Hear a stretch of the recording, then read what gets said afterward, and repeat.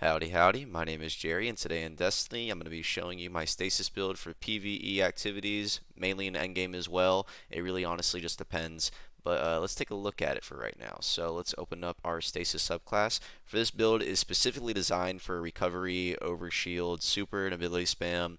This build is primarily for hunters, but the mods I'll be using they're universal basically for all classes, but for the subclass right now, we're just focusing strictly on hunters. So we're going to take a look at our abilities first, and then we're going to go over the aspects and then the fragments. So for our dodge, we're using Gambler's Dodge to get our melee energy back, and then we are also going to be using a Duskfield Grenade. For our aspects, we are using Touch of Winter, which will make our dusk fields bigger.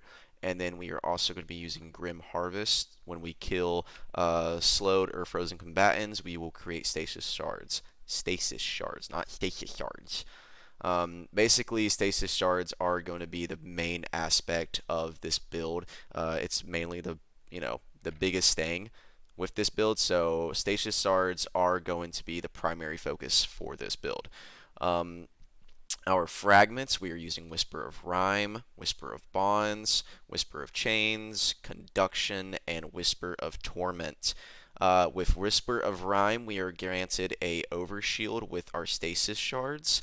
Whisper of Bonds will grant us super energy for killing frozen targets. Whisper of Chains, that's going to help us when we are near frozen targets or friendly stasis crystals, you reduce damage from targets. It also grants 10 recovery. Whisper of Conduction, stasis shards will now track you. So basically, if you're standing somewhere, you'll have, let's say I killed an enemy about like 3 feet away from me, those shards will now be following me and track to me.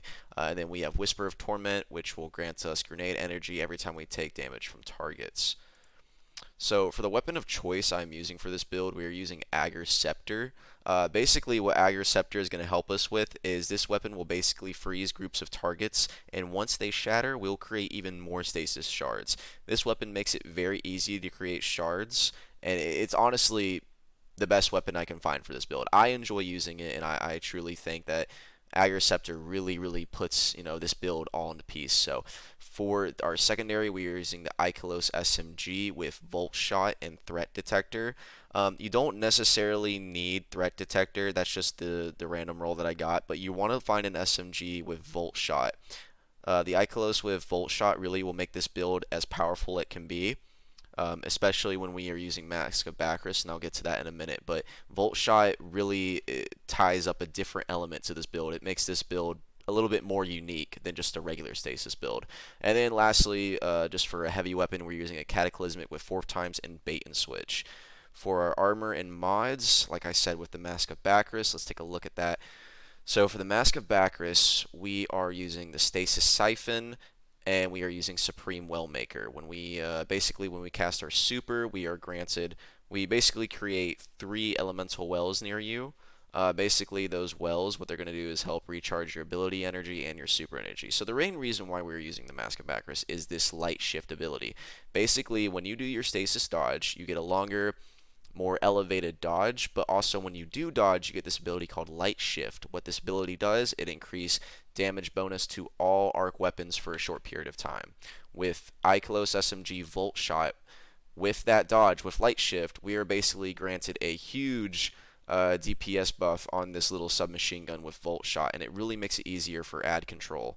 I enjoy using this with Light Shift, and it really makes IKELOS like a completely different SMG gun with this helmet. Next, we are going to be looking at our arms. We are just using Trace Rifle Loader with Grenade Kickstart to help us grant more grenade ability.